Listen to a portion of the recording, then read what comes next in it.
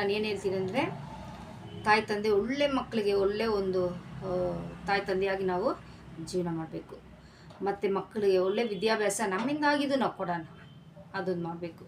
ಮಕ್ಕಳು ಸಹ ತಾಯಿ ತಂದೆಗೆ ಕೀಳ್ಪಟ್ಟು ಒಳ್ಳೆ ಮಕ್ಕಳಾಗಿ ಇವರು ನಡಿಬೇಕು. ಯಾಕಂದರೆ ಮಕ್ಕಳು ನೋಡಿ, ಮಕ್ಕಳಿಂದ ತಾಯಿ ತಂದೆ ಕಣ್ಣೀರು ಇರಬಾರ್ದು, ಅವರಿಂದ ಅವರು ಸಂತೋಷವನ್ನು ಪಡಬೇಕು. ಈ ದಿನ ಎಷ್ಟೋ ಮಕ್ಕಳು ಒಳ್ಳೆ ಮಕ್ಕಳಾಗಿದ್ದೀರಾ, ನೀವೆಲ್ಲ ತಾಯಿ ತಂದೆ ಕೀಳ್ಪಡಿತೀರಾ, ದೇವ್ರು ನಿಮ್ಮನ್ನು ಆಶೀರ್ವದಿಸ್ತಾರೆ. ಇನ್ನೂ ಅದೇ ರೀತಿಯಾಗಿ ಕಂಟಿನ್ಯೂ ಮಾಡಿ.